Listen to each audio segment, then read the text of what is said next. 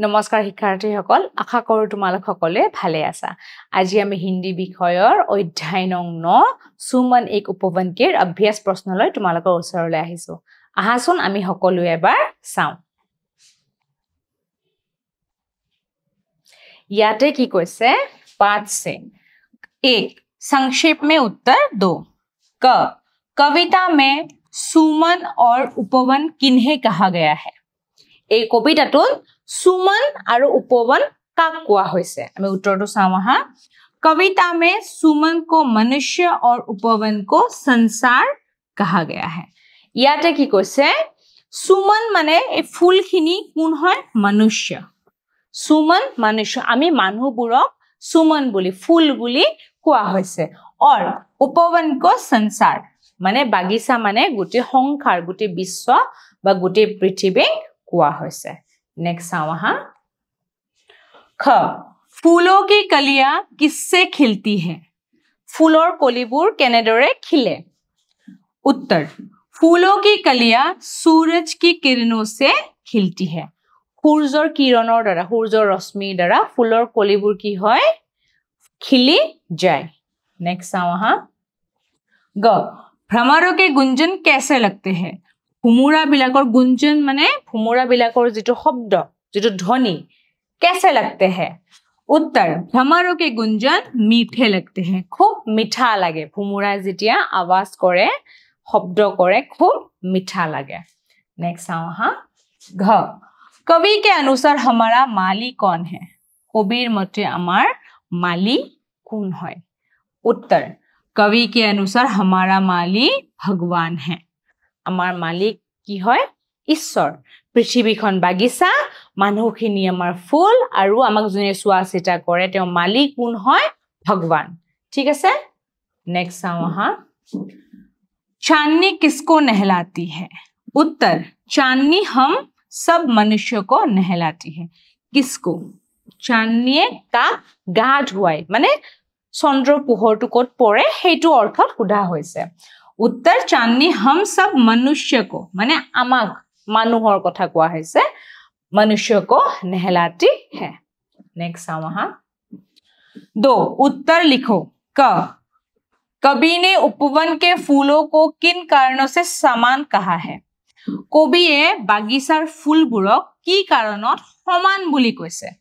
बागिचार फूलबुर कियो समान ठीक है सुधा होइसे उत्तर कवि ने उपवन के फूलों को अनेक कारणों से समान कहा है जैसे की কৈছে कविये उपवन माने बागिचार फूलबुरक विभिन्न धरणे समान बुली কৈছে एटिया कारण केटा समाहा एक बगीचे में विभिन्न प्रकार के फूलों और भिन्न-भिन्न प्रकार के रंग-बिरंगे फूल होने के बावजूद भी वे एक साथ मिलकर सभी के लिए सुगंध बिखेरती है यार की কৈছে যে বাগিচা এখনত ভিন্ন ৰঙৰ ভিন্ন ধৰণৰ ভিন্ন আকাৰৰ ফুল থাকিব পাৰে ঠিক আছে কিন্তু ভিন্নতা থাকাৰ পিছতো কি কৈছে सभी मिलकर सुगंध बिखेरती है সকলোৱে মিলি কিন্তু সুগন্ধি বিলায় ঠিক আছে সৰু হক ডাঙৰ হক বেলেগ ধৰণৰ বেলেগ কালাৰৰ হক নহয় না গুটে কি কৰে সুগন্ধি বিলায় फूल कभी धनी निर्धन के साथ कोई भेदभाव नहीं करता फूले कितेও धनी दुखियार মাজত भेदभाव नकरे जे धनीर ताते মই সুগন্ধিটো বেছিকে দিম দুখিয়াৰ তাতে মই সুগন্ধিটো কম দিম তেনুকা কি কৰে फूले नकरे अर्थात प्रकृतिये कितेও মানুহৰ মাজত भेदभाव नकरे बगीचे के फूल अनेक रूप होकर भी एक दूसरे का सम्मान कर बड़े प्यार से रहते हैं बागिचा एखনত भिन्न धৰণৰ ফুল আছে কিন্তু সকলোৱে এটাই আনটোক সন্মান কৰি একেলগে মিলিজুলি থাকে ঠিক তেনেদৰে আমিও থাকিব লাগে সেই অर्थত কৈছে अंतत फूलों की एकता ही उपवन की शक्ति है এই ফুলখিনিৰ যেটো একতা একেলগে থকাৰ জন্তু শক্তি হিখিনিয়ে কি হল বাগিচা এখনৰ শক্তি হয় একেলগে থকাৰ জন্তু বাগিচা এখনৰ কি হয় শক্তি হয় সেই একতাটোৱে শক্তি হয় नेक्स्ट आवा ख कई रंगों के फूल उपवन की शोभा बढ़ाते हैं विभिन्न रंगर फूले बागिचा एखনৰ शोभा वृद्धि करे उसी प्रकार भिन्न जाति उपजातियों के लोग देश की शोभा कैसे बढ़ाते हैं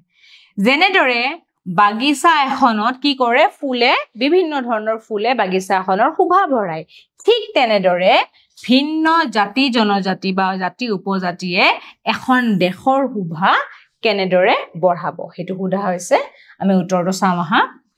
कई रंगों के फूल उपवन की शोभा बढ़ाते हैं माने विभिन्न रंगोर फूले এখন বাগিচাৰ শোভা বঢ়ায়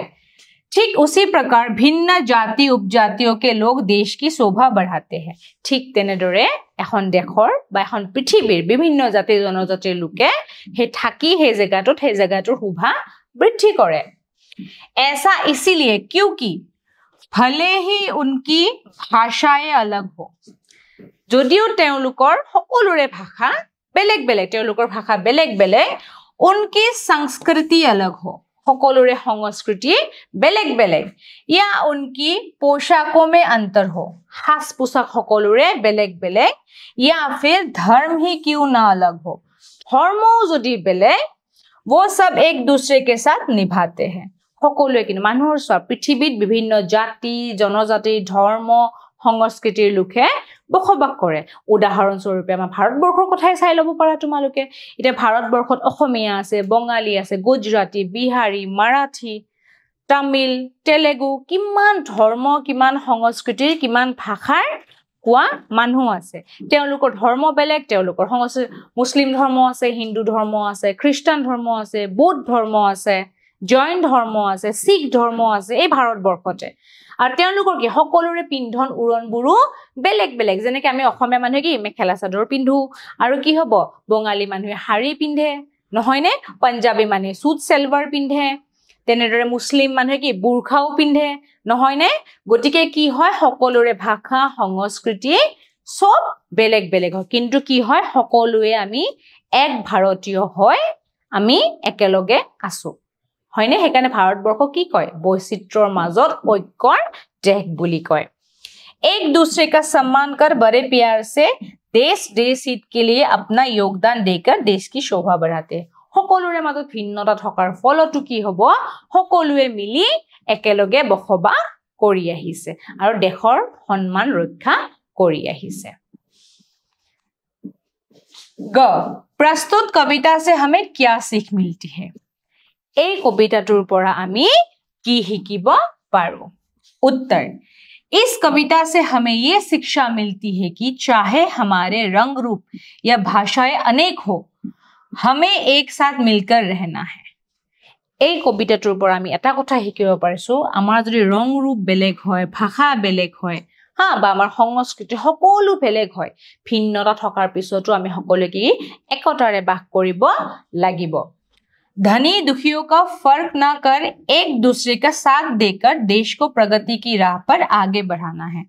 धनी दुखियार पार्थक्य आमी करिब नुवारो धनी दुखियार पार्थक्य नकराके आमी की करिब লাগিব देशर प्रगतिर हके काम करि যাব লাগিব এই কবিতাটোৰ পৰা আমি এই শিক্ষাটো পাওঁ ঠিক আছে আৰু এইটো কবিতাৰ পৰা এটা লাইন তোমালোকে মনত ৰাখিবা বৈচিত্ৰৰ মাজত ঐক্য ঠিক আছে বৈচিত্ৰৰ মাজত ঐক্য नेक्स्ट आवा 3 संसार एक उपवन है সংসাৰখন এখন বাগিচা হয় ঠিক আছে और हम उनके फूल है আৰু আমি এই সংসাৰখনৰ ফুল হয় इस संदर्भ में अपनी राय प्रस्तुत करो ठीक আছে আমি উত্তৰটো চাও আহা इस वाक्य में संसार को उपवन के साथ तुलना किया गया है এই বাক্যটোত সংসাৰ মানে গোটেই বিশ্ব কাৰ লগত তুলনা কৰা হৈছে उपवনৰ লগত তুলনা কৰা হৈছে और मनुष्य को फूल के साथ আৰু কি কৈছে মানুহক ফুলৰ লগত তুলনা কৰা হৈছে जिस प्रकार उपवन में तरह तरह के फूल और भिन्न भिन्न प्रकार के रंग बिरंगे फूल पाए जाते हैं जेनेदरे এখন বাগিচাত ভিন্ন ভিন্ন ফুল ভিন্ন ৰঙৰ ফুল ভিন্ন আকাৰৰ ফুল পোৱা যায়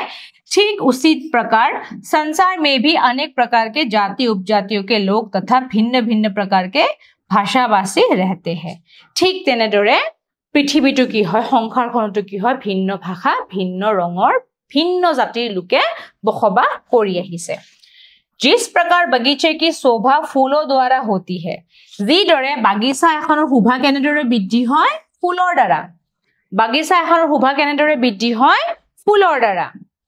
और उसी देखभाल माली करता है ঠিক আছে और